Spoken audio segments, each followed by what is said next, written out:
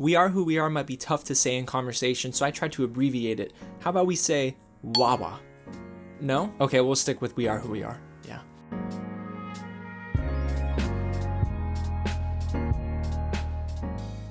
What's going on, you guys? James here with another real review, and today I'm diving into the latest HBO miniseries, We Are Who We Are, from director Luca Guadagnino, who actually directed Call Me By Your Name. So if you're familiar with that movie, you might be familiar with his style in this miniseries. Thank you so much to HBO for allowing me to view and review the first 4 episodes of this miniseries, which debuts on September 14th on HBO at 10 p.m. Eastern. This is definitely a series that I was kind of interested in based on the trailer alone, and that's kind of a good sign. And then I saw some stills and some clips, and I figured, man, I'm pretty much sold on sitting down and getting started with this. Now, if you don't know much about this series, let me go ahead and try to sum it up for you in a non-spoiler way. This is a story that surrounds 2 14-year-old American kids who live on a U.S. military base in Italy, and of course it surrounds these kids, their friendships, their identity, first love, and some situations that I probably would never have found myself in at 14. But I'm all for a coming of age tale. However, this is not one that I was very happy with. Now, before I go ahead and dive into what worked and what really didn't work with We Are Who We Are,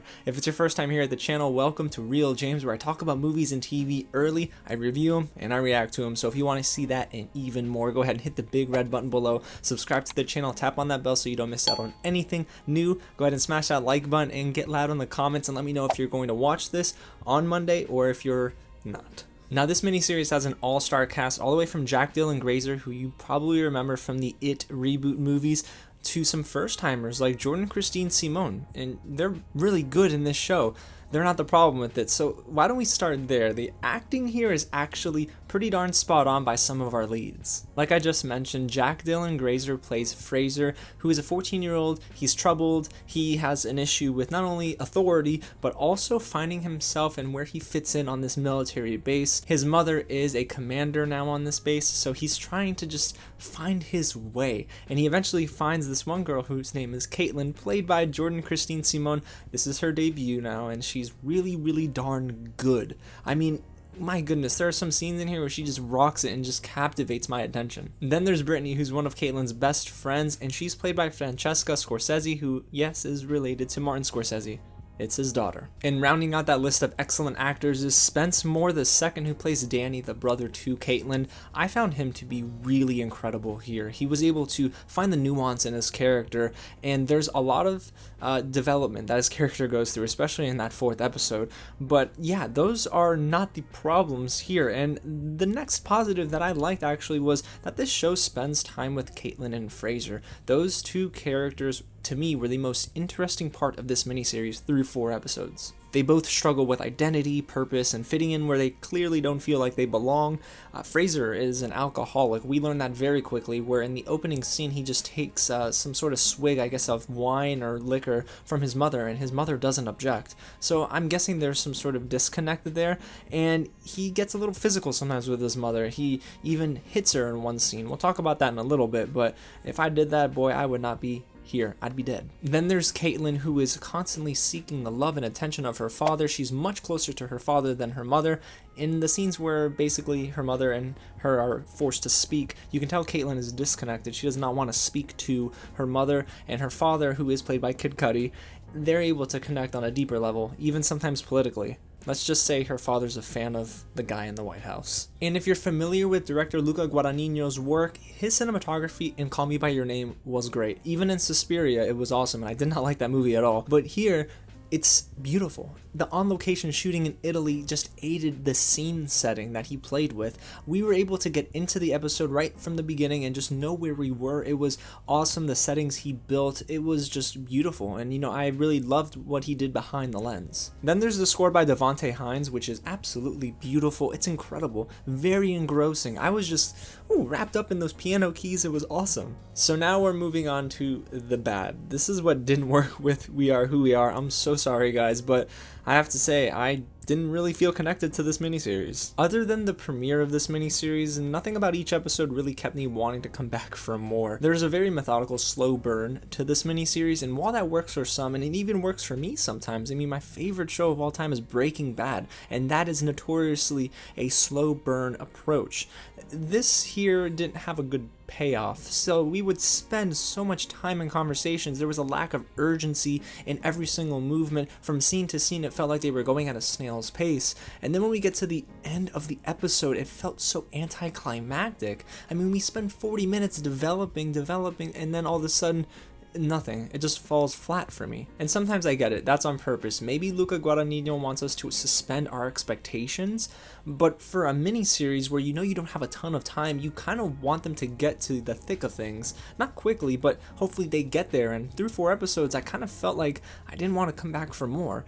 And sometimes I think that's due to what Luca does quite often. If you're familiar with Call Me By Your Name, you know this very well. There's a lot of style over substance. And then there are times where the writing is just totally unbelievable, where it takes me out of the episode. I mean, there's one scene where Fraser is sitting with his mother in the kitchen and slaps her directly across the face. And then another scene later on where he goes and he violently grabs her hair and tells her, "I'm going to kill you." See, the thing is, I can't relate to that because as a 14-year-old, I didn't do any of that. I don't know many 14-year-olds that did. I'd imagine it happens, but oof.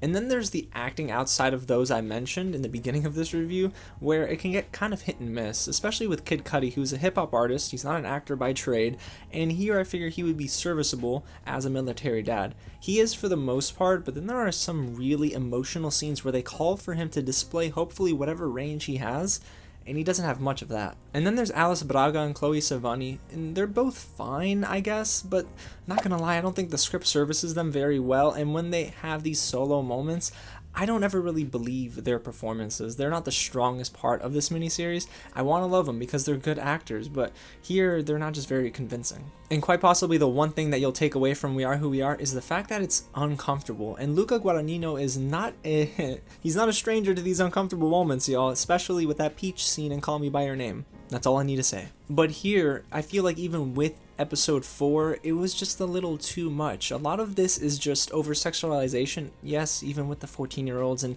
it felt a little weird to me because it was a lot of shock and awe for very little payoff or no payoff at all. I didn't feel like there was a lot of direction. It was just, hey, here's this weird moment, and you're supposed to be uncomfortable, and let's move on. It didn't really serve the purpose of the plot for me in any which way. And then, of course, in that 4th episode, you probably get the most crazy series of events that our characters are even involved in. Caitlin's brother, who is probably no older than 15 or 16 years old, is engaging in a certain act with a 20-something-year-old woman who takes advantage of him, gets him drunk on purpose, and sleeps with him. However, they were alluding to that. Luca was alluding that this would happen in the previous scene, and then following that, we full-on see it happening, and I figured to myself, okay, we didn't need to see that. I kind of put it together. I put 2 and 2 together in my head. Why did they need to show that? But again, it's just shock and awe just to be shocking, and I don't really think that's too enticing for me. So overall, you guys, I'm really disappointed by We Are Who We Are. I wanted to love this miniseries. Through 4 episodes, though, I found myself basically not connecting with anything on screen. Outside of our characters like Fraser, Caitlin, and even Brittany, I didn't really resonate with any of the other stories that Luca was developing. For me, there was no urge to know what comes next. After episode 4, I felt exhausted by all the shock and awe, and I was almost thankful that it was over. Clearly, this is not going to be a show for everyone, and for me, it just didn't resonate deep enough for me to even consider it enjoyable. I really wanted to love these first 4 episodes, guys, but it just never worked all the way through for me. So is it worth your time? If you loved Call Me By Your Name, maybe, but if you're like me and you thought it was just okay to maybe good sometimes, I don't think you'll necessarily love this miniseries as much, and you might not even want to get past episode 3 of We Are Who We Are. So there you have it, you guys. That's my review of the newest HBO miniseries that's going to hit your television screen. I'm so sorry I didn't love it. I want to be optimistic, and I just wish I could connect with this series a lot more than I did. But hey, don't let me do all the talking. Let me know what you think of this in the comments below. Go ahead and smash that like button as well. And if you haven't already, go ahead and hit the big red button below and subscribe to the channel. Tap on that bell so you stay up to date with anything new. And wow, this week is going to be jam-packed. Tuesday, Korra reaction. Thursday, Korra reaction. And I'm hopefully going to be able to watch the new Netflix series Ratched. I'm excited for it. Sarah Paulson is a genius. Alrighty, y'all. Well, I got a lot more work to do. So again, thank you so much for watching, and I'll catch you at the next screening.